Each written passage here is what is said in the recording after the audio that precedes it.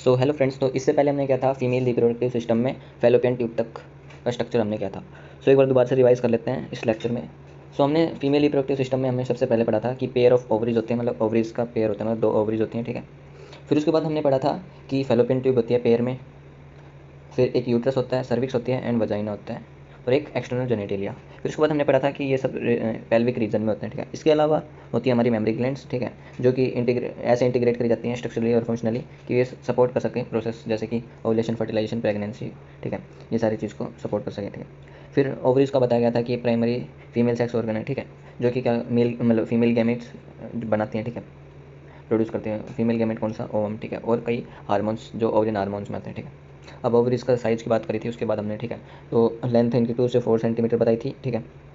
फिर उसके बाद बताया था कि ओवरीज कवर्ड होती हैं एक थिन एपिथेलियम से, ठीक है, जो कि किस में एनक्लोज होता है, ओवरिन स्ट्रोमा में, ठीक है। फिर उसके बाद हमने पढ़ा था कि स्ट्रोमा 2 जोन्स में डिवाइड होता है, peripheral cortex and inner medulla, ठीक है। फिर उसके बाद हमने स्ट्रक्चर देखा था, सो आप ये देख सकते हो, ठीक है। फिर उसके बाद हमने पढ़ा था फैलोपियन ट्यूब और यूट्रस और वजाइना, ये सब एसेसरी डक्ट्स में आते हैं, ठीक है। अब फैलोपियन ट्यूब के बारे में हमने पढ़ा था कि ये 10 to 12 सेंटीमीटर लॉन्ग होती है, ठीक है। ये एक्सटेंड होती है कहाँ से, ओवरी से लेकर यूट्रस तक, ठीक है। अब सब उसके बाद हमने पढ़ा था फैलोपियन ट्यूब के बारे में कि जो सबसे क्लोजर पार्ट होता है ओवरी से, उस फनल शेप स्ट्रक्चर को बोलते हैं इनफंडिबुलम, ठीक है। अब इनफंडिबुलम में कुछ फिंगर लाइक प्रोजेक्शंस होती हैं, उनको बोलते हैं फिम्ब्रियाई, और वो क्या करती हैं, हेल्प करती है कलेक्शन में ओवम के, ठीक है, जिससे कि बाद में ओवुलेशन हो पाए। और फिर इनफंडिबुलम आगे जाके एक वाइडर पार्ट में खुलता है तो उसको बोलते हैं एम्फिला, और फिर उसके बाद एम्फिला आगे जाके एंड पार्ट बोलते हैं फैलोपियन ट्यूब के, जो कि नैरो होता है, उसको बोलते हैं इस्थमस, ठीक है फ्रेंड्स। सो ये हमने पढ़ा था, इस्थमस बोलते हैं, ठीक है। इतना हमने पहले वाली वीडियो में करा था, ये हमने रिवाइज किया, ठीक है। फिर उसके बाद आता है फ्रेंड्स, एक फीमेल में सिंगल यूट्रस होता है तो उसको हम बोलते हैं वोम्ब, ठीक है। सिंगल यूट्रस होता है तो उसको हम बोलते हैं, क्या बोलते हैं, वोम्ब बोलते हैं, ठीक है। अब बात करें शेप की, अगर यूट्रस का शेप की बात करें तो वो कैसा होता है, इन्वर्टेड पियर। ये इन्वर्टेड पियर का इसमें मतलब है कि उल्टा वनस्पति, आपने वनस्पति तो देखा होगा, ठीक है, वैसा शेप का होता है, मीन्स ऐसे टाइप में, थोड़ा आप देख सकते हो थोड़ा इसमें, ठीक है। सो उसके बाद आता है हमारा कि जो ये अटैच होता है पेल्विक वॉल से, ठीक है, थ्रू लिगामेंट्स से, ठीक है। जो यूट्रस होता है वो लिगामेंट्स के थ्रू अटैच होता है पेल्विक वॉल से, ठीक है। यूट्रस ओपन होता है फिर सर्विक्स में, ठीक है, नैरो सर्विक्स, मतलब मतलब नैरो मतलब होता है पतला, ठीक है। तो यूट्रस ओपन होता है वजाइना में थ्रू नैरो सर्विक्स, ठीक है। फिर उसके बाद सर्विक्स की कैविटी को हम बोलते हैं सर्वाइकल कैनाल, ठीक है। जो सर्विक्स की कैविटी होती है उसको बोलते हैं सर्वाइकल कैनाल, ठीक है, जो कि वजाइना के साथ क्या बनाती है, बर्थ कैनाल बनाती है, ठीक है फ्रेंड्स। फिर उसके बाद बताया कि जो यूट्रस की लेयर्स के बारे में बताया है कि यूट्रस की 3 लेयर होती हैं मेनली। पहली पेरीमीट्रियम, जो कि एक मेम्ब्रेनस लेयर है, ठीक है, जो कि आउटर एक्सटर्नल लेयर भी बोला जाता है, ठीक है, जब से बाहर होती है, ठीक है। फिर उसके बाद मिडल लेयर होती है जो कि स्मूथ मसल्स से बनी होती है, वो होती है मायोमीट्रियम, ठीक है। फिर उसके अंदर और एक ग्लैंडुलर लेयर होती है, उसको बोलते हैं एंडोमीट्रियम, ठीक है, जो कि क्या मतलब लाइन करके रखती है पूरी यूट्राइन कैविटी को, ठीक है। अब जब मेंस्ट्रुअल साइकिल के टाइम जितने भी चेंजेस आते हैं तो वो एंडोमीट्रियम में होते हैं, ठीक है फ्रेंड्स, ठीक है।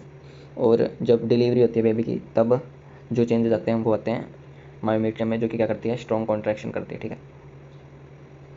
फिर उसके बाद आता है एक्सटर्नल जेनाइटेलिया की बात करते हैं, ठीक है, फीमेल्स के केस में। तो इसमें सबसे पहले जो पार्ट बताए हुए हैं, सो मोन्स प्यूबिस, ठीक है, तो इससे पहले हमने डायग्राम भी देखा था, mons pubis, labia majora, labia minora and hymen और क्लिस्टोरिस, ठीक है फ्रेंड्स। तो सबसे पहले मोन्स प्यूबिस की बात करते हैं। ये एक कुशन लाइक मतलब कुशन होता है फैटी टिश्यूज़ का, ठीक है, जो कि कवर्ड होता है प्यूबिक हेयर्स से, ठीक है। फिर उसके बाद आता है हमारा लेबिया मेजोरा, ठीक है। सो मोन्स प्यूबिस में हमने क्या पढ़ा कि कुशन होता है फैटी टिश्यूज़ का जो कि कवर्ड होता है प्यूबिक हेयर से, ठीक है।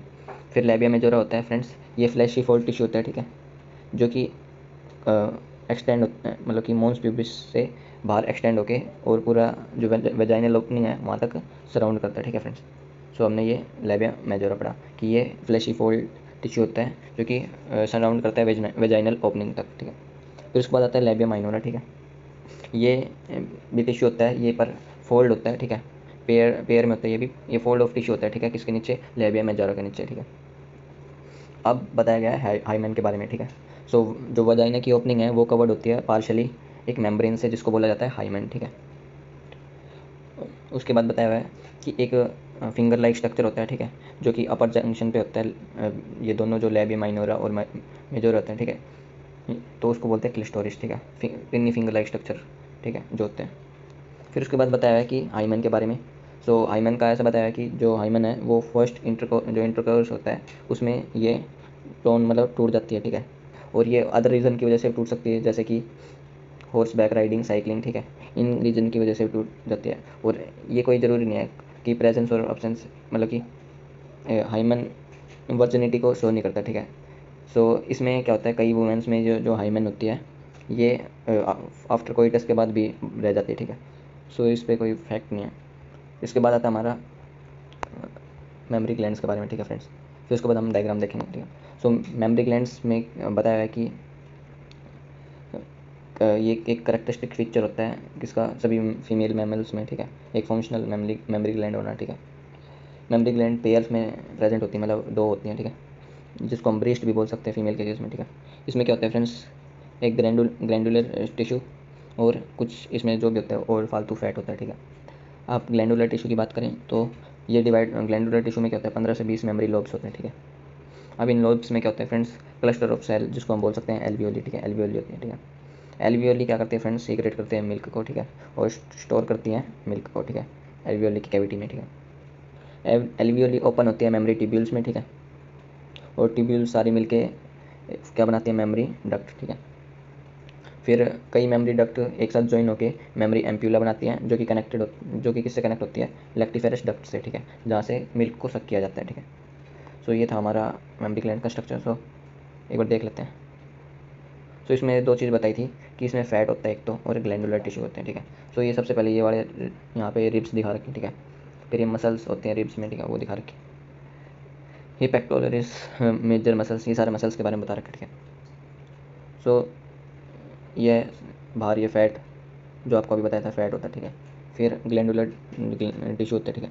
तो ये मेमोरी लोब बता रखे हैं, ये अब ध्यान से, ये मेमोरी लोब, ठीक है। फिर ये मेमोरी लोब आगे मेमोरी डक्ट बनाती हैं फ्रेंड्स, ठीक है। फिर ये मेमोरी डक्ट्स कई मिलके मेमोरी एम्प्यूला बनाती हैं, ठीक है। फिर ये कनेक्ट होती है लैक्टिफेरस डक्ट से, ठीक है। फिर ये निप्पल हो जाता है, ठीक है, इसको एरियोला बोलते हैं। ये था मेमोरी ग्लैंड का स्ट्रक्चर। सो इससे पहले एक बार ये हमने देखा हुआ है, फैलोपियन ट्यूब का स्ट्रक्चर दे रखा है ये, ठीक है। ये यूट्रस का बता रखा है फ्रेंड्स। सो ये हमने पढ़ लिया। सो अगले वीडियो में हम करेंगे गैमेटोजेनेसिस। Thank for watching.